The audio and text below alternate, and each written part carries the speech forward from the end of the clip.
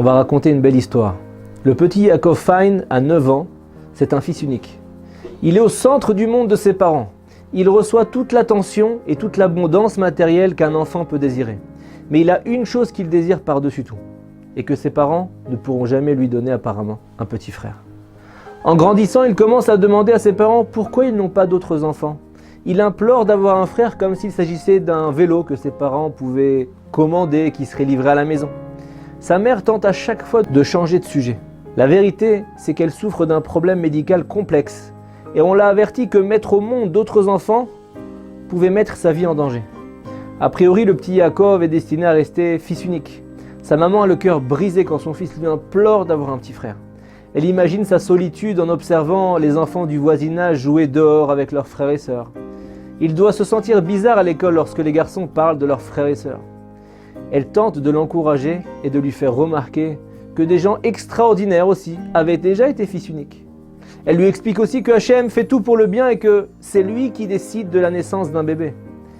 L'idée de savoir que toute la situation est entre les mains d'Hachem donne soudainement un grand espoir au petit Yaakov. Pour lui, il faut juste un miracle, petit ou grand. Et un soir, le père de Yaakov est assis sur le lit de son fils. Quand Yaakov lui pose une question étrange, il lui dit « Papa, est-ce qu'on a le droit de faire une Brit Mila à Shavuot ?» « Oui, bien sûr !» lui répond son père. « On a même le droit de faire une Brit le Shabbat. Alors forcément, c'est aussi permis à Shavuot, pourquoi ?» Et son fils lui répond « Ouais, j'étais juste curieux de savoir. » Quelques semaines plus tard, Madame Fein ne se sent pas bien. Elle va chez le médecin, elle fait là une surprenante découverte qu'elle attend un enfant. Dans des circonstances ordinaires, un couple aurait dansé de joie, mais au lieu de cela, elle et son mari se sentent désemparés et se rendent immédiatement chez un grand spécialiste. Après avoir étudié son cas, le médecin donne le verdict qu'ils attendaient une grossesse, mais que celle-ci met la vie en danger de Madame Fein et qu'elle ne pourra pas la poursuivre. Bien qu'ils s'y attendaient, cette nouvelle leur fait mal. Ils avaient espéré que quelque chose change en elle et qu'ils auraient enfin le privilège d'accueillir un autre enfant dans la famille. Malheureusement, rien n'avait changé à l'exception de cette lueur d'espoir qui fut rapidement éteinte. Ce soir-là, ils vont chez leur Rav pour parler du cas. Il leur explique que, s'appuyant sur les propos du médecin, il est clair que Madame Fein doit suivre ses instructions dans le but de préserver sa vie. La nuit même, Rav Fein est épuisé, ne trouve pas de repos.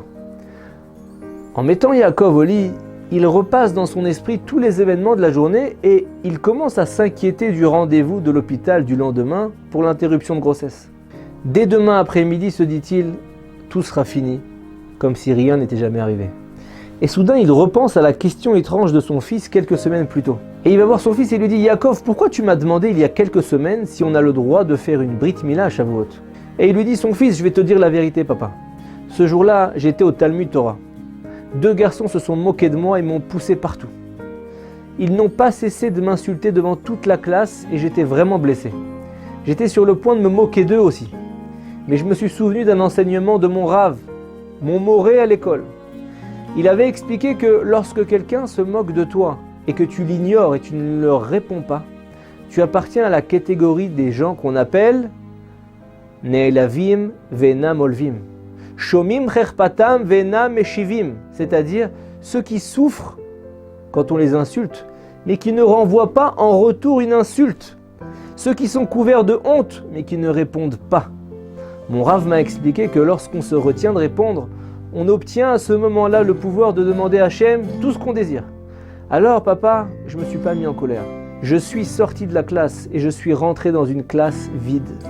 J'ai commencé à pleurer, j'ai prié Hachem et je lui ai dit Hachem, je n'ai pas répondu à ces enfants, même s'ils m'ont vraiment blessé devant tout le monde. Et je suis même prêt à leur pardonner. Tout ce que je te demande en échange, c'est d'avoir un petit frère. Il n'y a rien que je désire plus au monde. S'il te plaît, Hachem, réponds-moi. Je ne sais pas pourquoi, il dit le fils, mais j'ai eu le sentiment que mes prières allaient être exaucées. J'ai regardé le calendrier en rentrant à la maison et j'ai compté 9 mois à partir de ce jour-là.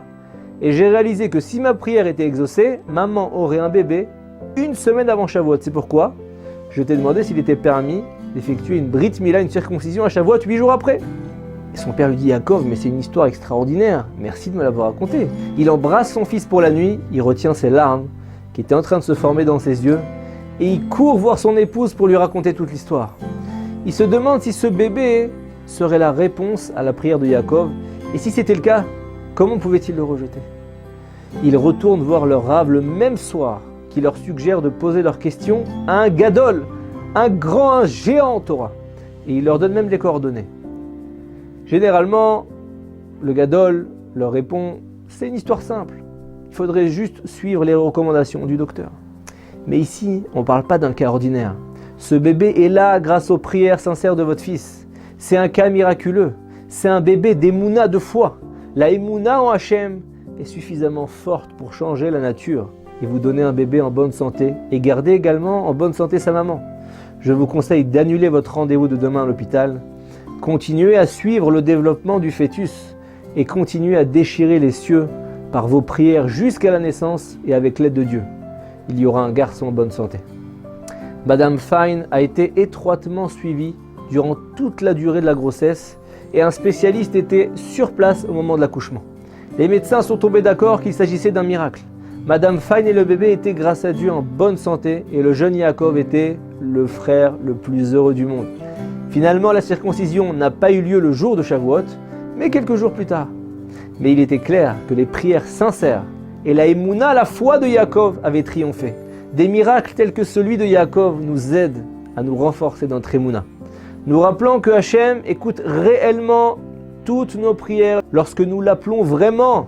Vraiment, ça veut dire je suis conscient qu'il est devant moi, que les miracles adviennent réellement et que le pouvoir de la prière est réellement entre nos mains. Shabbat Shalom.